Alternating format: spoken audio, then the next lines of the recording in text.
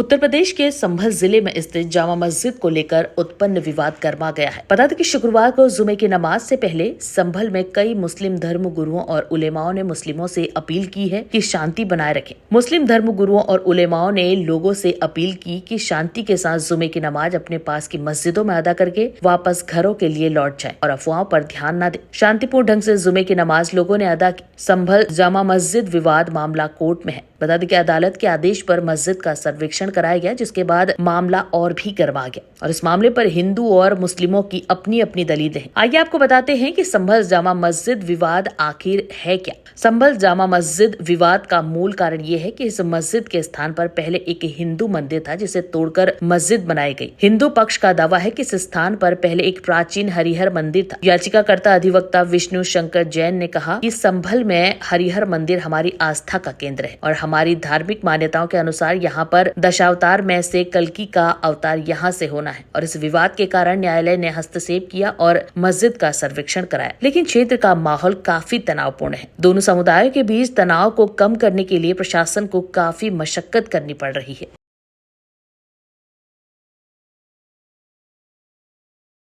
संभल में जो हरिहर मंदिर है, हम सारे लोग जानते हैं कि हमारी आस्था का केंद्र है और हमारे बिलीफ और फेथ के अनुसार यहाँ पे 10 अवतार में से कल्कि अवतार इसी जगह पे होना है।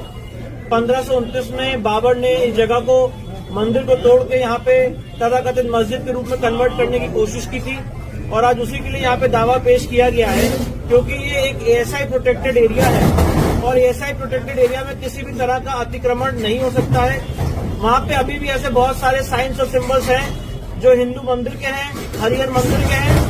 इसीलिए आज इन सारी बातों को ध्यान में रखते हुए माननीय सिविल जज सीनियर डिवीजन संभल ने ये आदेश पारित किया कि वहाँ पे एडवोकेट कमीशन जारी हो और एडवोकेट कमीशन वहाँ पे सर्वे करके वीडियोग्राफी फोटोग्राफी के माध्यम से उसके बाद कोर्ट के समक्ष अपनी रिपोर्ट दाखिल करे और कोर्ट के ऑर्डर की कंप्लायंस में, न्यायालय की आदेश की कंप्लायंस में हम लोग आगे बढ़ेंगे और एडवोकेट कमीशन महोदय से नियुक्त ये प्रार्थना करेंगे कि वो कोर्ट के ऑर्डर की कंप्लायंस में वहाँ पे कमीशन आगे बढ़ाएं और वहाँ पे फोटोग्राफी वीडियोग्राफी के माध्यम से कमीशन कैरी आउट करने के बाद माननीय न्यायालय के सामने ऑर्डर 26 रूल 9 और 10 के तहत अपनी रिपोर्ट सबमिट करें। हम प्रतिवादी हैं। अभी हमें नोटिस तामील कराया गया है, हम भी मौजूद थे, लेकिन सर्वे में कोई ऐसी आपत्तिजनक कोई चीज़ नहीं पाई गई है जिससे कोई संदेह इस तरह का हो। यही माना जाएगा कि ये असलियत में जामा मस्जिद ही है, मस्जिद ही।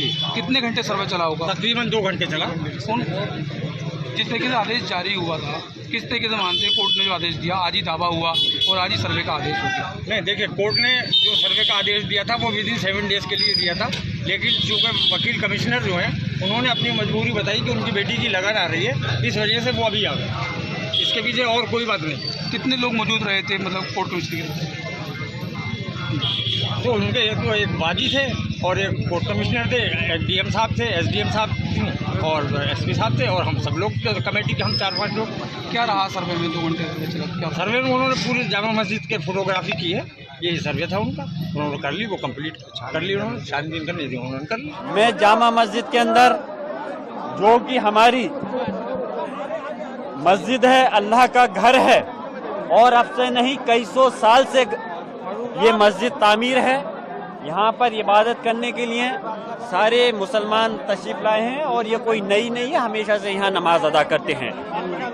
मेरी मीटिंग थी कल वहाँ पर दिल्ली के अंदर और आज भी थी, लेकिन मैंने कल अपनी एजुकेशन कमेटी की मीटिंग अटेंड कर करके आज मैं नमाज के लिए हाजिर हुआ हूँ। मुझे मालूम चला कि पुलिस प्रशासन ने यहाँ बहुत तैयारी कर रखी है। पता नहीं तैयारी ये इतनी क्यों लगा रखी पुलिस फोर्स। यहाँ कोई जंग तो होने नहीं जा रही, यहाँ सिर्फ नमाज पढ़ने के लिए लोग आए हैं। और जैसा कि अभी 3 दिन पहले जो वाकया हमारे सामने आया, निहायत ही अफसोसजनक है।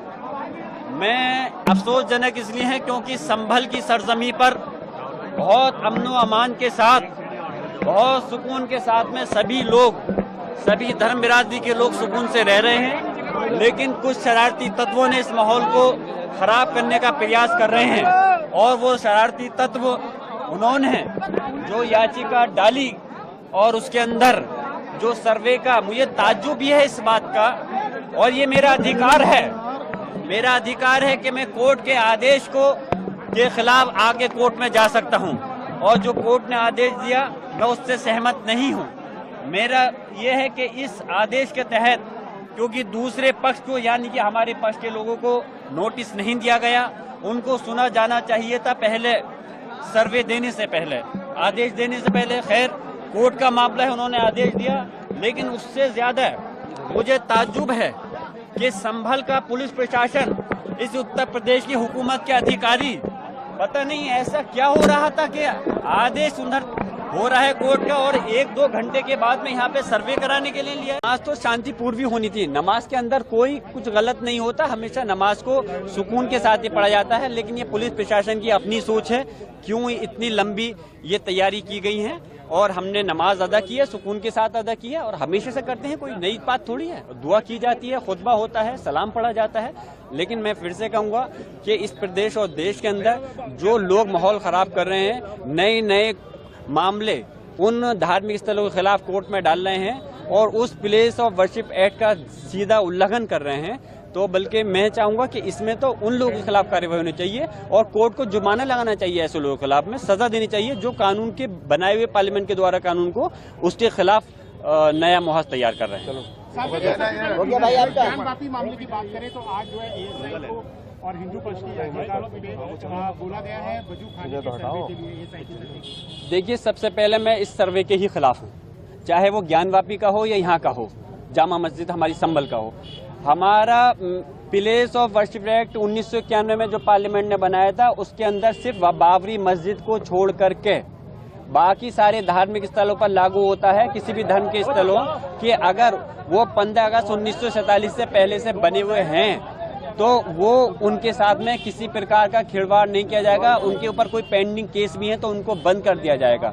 लेकिन यहाँ तो नए नए केस डाल करके उस केस की संविधान की धज्जियां उड़ाई जा रही हैं। मैं इसके खिलाफ हूँ, इसकी मुखालफत में हूँ मैं, और हम कानूनी लड़ाई इसके खिलाफ लड़ेंगे। जनपद संभल में शांति व्यवस्था और कानून व्यवस्था को कायम रखने के लिए आज जिलाधिकारी महोदय एवं मेरे द्वारा PAC एवं RRF और जनपद के विभिन्न थानों की पुलिस के द्वारा संयुक्त रूप से एक पैदल मार्च किया गया और एक संदेश देने का भी कार्य किया गया कि जो भी व्यक्ति कानून व्यवस्था को अपने हाथ में लेने का कार्य करेगा अथवा कोई भी अराजकता फैलाने की सोचेगा या ऐसा कृत्य करेगा, उस व्यक्ति के खिलाफ गंभीरतम कार्यवाही और प्रचलित लाई जाएगी। सबको अवगत कराना चाहता हूं कि जनपद संभल में धारा 144 ऑलरेडी लागू है और उसका जो भी BNSS का सेक्शन है उसके प्रेवलेंट सेक्शन के मद्देनजर किसी भी जगह पे ज़्यादा लोगों को इकट्ठे होने की परमिशन नहीं है। मैं अनुरोध करता हूँ विभिन्न प्रकार की मस्जिदों के मुतवली मौलवियों मौलानाओं को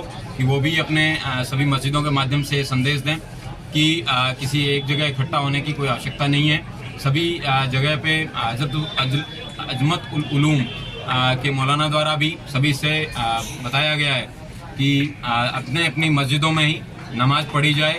मैं सभी से अनुरोध करता हूं कि शांति व्यवस्था को बनाए रखने में सहयोग करें और जो भी व्यक्ति अराजकता फैलाने का सोचेगा या ऐसा कृत्य करेगा उसके खिलाफ कठोर से कठोर कार्रवाई अमल में लाई जाएगी। सर सोशल मीडिया को लेकर क्या कहेंगे सर?